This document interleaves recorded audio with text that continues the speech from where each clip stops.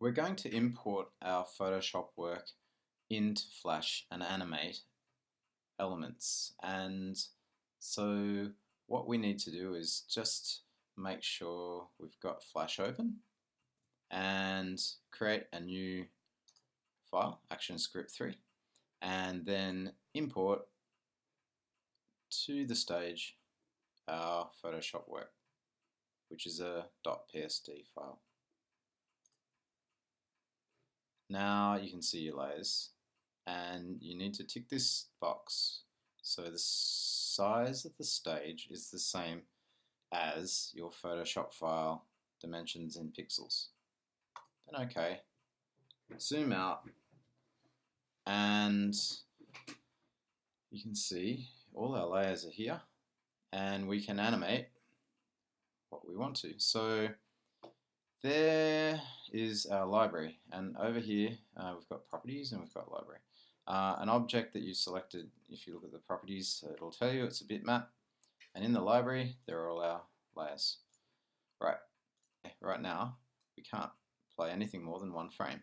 So if we've got them all selected and go function F6, F5, function F5, and then tap on F5 while you've got function held down, and I just tap that 24 times, that's 24 frames.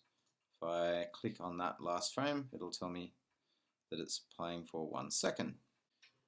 So we've got our layer here, which is the head. I'll double click it and rename it head.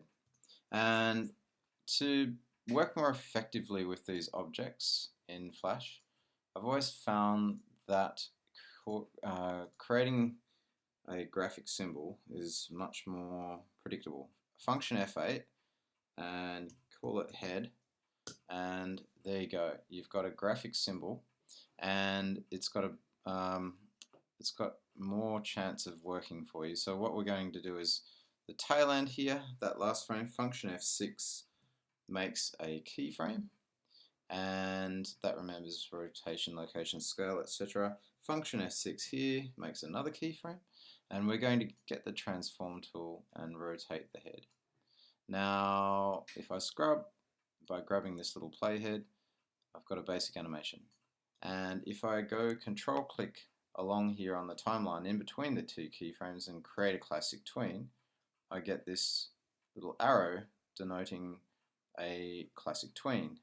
And as I scrub between the two keyframes, you can see the head will just move smoothly in between those two positions. So it should do the same thing here. If I do the same thing, if I click there, control click create classic tween, it'll tween back to the beginning. So now you're ready to export your animation and save it as an animated GIF.